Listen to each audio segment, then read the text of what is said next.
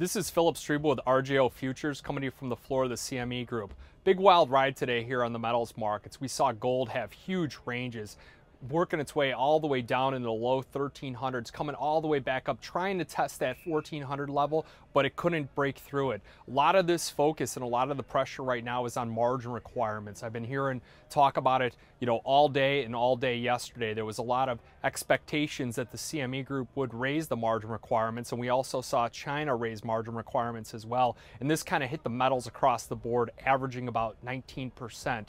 Also looking at the standard deviation move on gold in comparison to the 50-day moving average, we saw about a 4.5 point standard deviation move back to the downside on gold. This is one of the record moves down.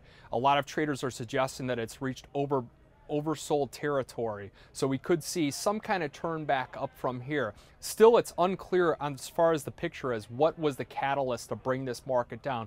Was it Cyprus selling its gold? Was it Spain, Portugal, Italy also jumping on that bandwagon? Was it the Goldman Sachs downgrade that pushed it down as well? So a lot of uncertainty, a lot of questions out there. We saw silver also just take a severe beating as well, pushing its way down $22 last night. We rebounded back kind of sharply with a lot of the news coming out with regards to Boston. We also saw some of the airlines get grounded for other issues, but it did create that need and that sense of urgency to pick up some kind of safety. Now, copper, on the other hand, remained weak most of the day and continued to drift lower. Copper, remember, on the other hand, is facing a very large supplies. We're also facing very limited demand. We've got record supplies on the LME as well.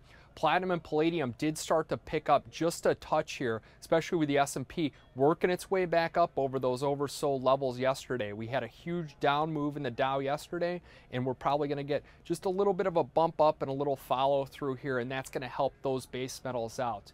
Again, this is Phillip Streible with R.J.O. Futures coming to the floor of the CME Group. And remember that futures and options trading does involve risk of loss and may not be suitable to all investors. Good luck and good trading.